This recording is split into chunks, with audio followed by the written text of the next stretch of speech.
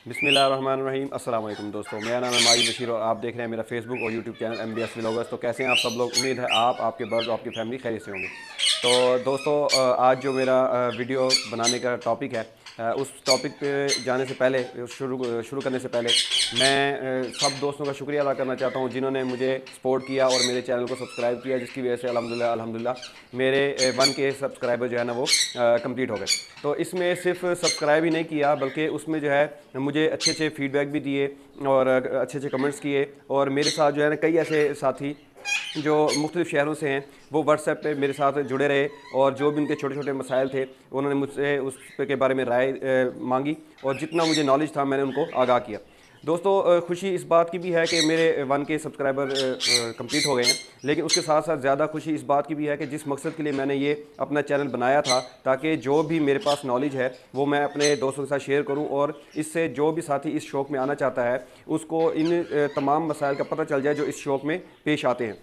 तो क्योंकि ये ऐसा ऐसा बंदे को पता चलता जाता है, जैसे बंदा बर्ड्स रखता है तो उसमें 100 ऊंच नीच होती है, वेदर कैसा होना चाहिए, उसके लिए क्या इकदाम करने चाहिए, डाइट कैसी होनी चाहिए, ठीक है, उनकी जब हैचिंग होती है तो उस टाइम में हमने क्या क्या करना है, और गर्मियों में क्या हमने इस्तेमाल करवाना है, सर्दियों में क्या इस्तेमाल करवाना है, और जब बच्चे हैच हो जाते हैं तो उनकी डाइट प्लान क्या करना है। तो ये सब चीज़ें मैं अपने चैनल पर डालता रहा और दोस्तों ने बहुत ही अच्छा रिस्पॉन्स दिया और कई साथी मेरे साथ अभी भी व्हाट्सएप पर जुड़े होते हैं और उसमें जो है अल्हम्दुलिल्लाह ये जो मेरा एक टारगेट था वो अल्हम्दुलिल्लाह अचीव हो गया। तो इसमें जो है ना मैं कई दिनों से सोच रहा था कि मैं आपसे जो है ना बात करूं, लेकिन क्योंकि एक तो रमज़ान शरीफ है उसमें थोड़ी मसरूफियात ज़्यादा हैं, ठीक है, ड्यूटी भी करनी है, बर्ड्स को भी देखना है क्योंकि ये ब्रीडिंग सीज़न चल रहा है। तो अल्हम्दुलिल्लाह काफ़ी के बच्चे आ भी चुके हैं और भी अल्हम्दुलिल्लाह हैचिंग स्टार्ट है, वो भी आने वाली है।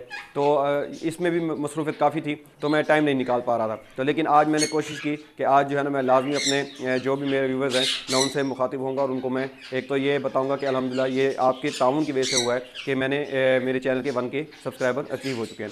अच्छा, उसमें सबसे जो मेन चीज़ है जिस पे मैं आना चाहूँगा, जो टॉपिक है इसमें सबसे पहली चीज़ ये है कि क्योंकि ये ब्रीडिंग सीज़न चल रहा है और कई साथी जो है इसमें बच्चे परचेज़ कर रहे होते हैं उसको हैंड फीड पे लेकर जाने के लिए, या जो सेल्फ पीस होते हैं उनको हैंड टेम करने के लिए।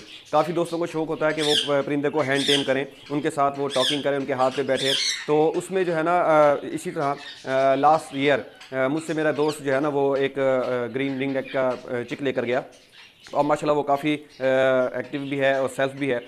तो उसका मुझे एक दिन उन्होंने मुझसे रब्ता किया कि मैं जब इसको अपने हाथ पे बिठाता हूँ तो उसके नेल जो है ना बहुत ज़्यादा मेरे हाथ पे लगते हैं और वो जो है ना मेरा हाथ ज़ख्मी हो जाता है, तो इसका कोई हल बताएं। तो मैं पहले तो मेरे लिए जो है ना एक बड़ा शॉकिंग था कि यार इतना छोटा सा मसला है तो उसके लिए वो खुद क्यों नहीं उन्होंने हल निकाला। लेकिन फिर उन्होंने मुझे कहा कि माई भाई इस पे जो है ना एक इस टॉपिक पे एक छोटी सी वीडियो भी बना दें ताकि जितने भी नए लोग हैं जिन्होंने फ़र्स्ट टाइम कोई परिंदा रखा है तो उनको कैसे उन्होंने रखना है, हैंड टेम कैसे करना है और ये क्यों होता है। तो मेन वजह जो है ना वो पहली ये है कि जब भी आपका परिंदा आपके हाथ पे बैठता है, उंगली पे बैठे या हाथ पे बैठे, तो जब वो अपने आप को कंफर्टेबल फील नहीं करता तो वो अपनी ग्रिप जो है ना ऐसे मजबूत करता है। जब वो मजबूत करता है तो उसके जो नेल होते हैं वो आपकी उंगलियों में या आपके हाथ पे लगते हैं, जिसकी वजह से आपका हाथ जो है वो हाथ पे तकलीफ महसूस होती है। तो जब तक आप अपने बर्ड्स को या जो भी आपके पास चिक है किसी भी नस्ल का है, तो जब तक आप उसको एक अपने साथ अटैच नहीं करेंगे और वो अपने आप को महफूज नहीं करेगा कि मैं महफूज हूँ, तो उस वक्त तक वो इस तरह की चीज़ करेगा। तो उससे बचने के लिए पहली चीज़ तो ये है कि आप उसका डर ख़त्म करें। जब भी उसको कोई चीज़ डालनी हो तो अपने हाथ पे बिठाएं, उसको हाथ से खिलाएं और उसको अपने साथ ज़्यादा अटैच करें, तो वो इस तरह की चीज़ करना छोड़ देगा। अगर फिर भी ऐसा है तो आप ऐसे करेंगे जैसे हम अपने नेल काटते हैं, तो आपने उसके जो नेल हैं उसको ईज़िली पकड़कर उसके नेल को जो है आप नेल कटर से भी काट सकते हैं, या अगर आपके पास नेल कटर नहीं है, बल्कि हर घर में ये ईज़िली होता है जैसे ये नेल कटर है, तो नेल कटर से भी काट सकते हैं। अगर आपके पास छोटी कैंची है सीज़र, तो उससे भी आप उसको बिल्कुल जो सिरे होते हैं जिस तरह हम अपने नेल काटते हैं बिल्कुल उसका सिरा काटना है। क्योंकि इसमें दोस्तों एहतियात इसलिए की जाती है कि अगर जिस तरह हम गहरा नाखून काट दें तो ब्लीडिंग स्टार्ट हो जाती है, इसी तरह इनके भी अगर आप गहरा कट कर देंगे, गहरा नाखून काट देंगे, तो उससे ब्लीडिंग स्टार्ट हो जाएगी और वो इतनी जल्दी रुकती भी नहीं है। तो उससे आपका बर्ड जो है वो बुरी तरह मुतासर भी हो सकता है। तो इसलिए आपने इसको एहतियात भी करनी है, क्योंकि कई दोस्त मैंने ऐसे भी देखे हैं जो अपने बर्ड्स को लेकर आते हैं शॉप्स पर और उनको सिर्फ इतना भी आइडिया नहीं होता कि इसको हमने कैसे, इसके नेल को हमने काटना है या ट्रिम करना है। तो आपने इसी तरह एहतियात से अपने बर्ड्स को पकड़कर उसका बिल्कुल जो नोकदार हिस्सा होता है उसको आपने इजीली आराम से काट लेना है और उसको गुलाई में कर देना है। उससे ये होगा कि अगर परिंदा बैठेगा भी तो आपको कम से कम जो ज़ख्म आ रहा है या तकलीफ़ हो रही है वो नहीं होगी। तो दोस्तों, आप लोगों की सहूलत के लिए मैंने एक पीस पकड़ा है, ये पिछले सीज़न का मेरे पास बच्चा है। तो ये देख लें कि ये इस तरह होते हैं नेल। तो इनका जो बिल्कुल ये एज है ना, ये वाला एज, तो इसको आपने ईजीली जो है ना आराम से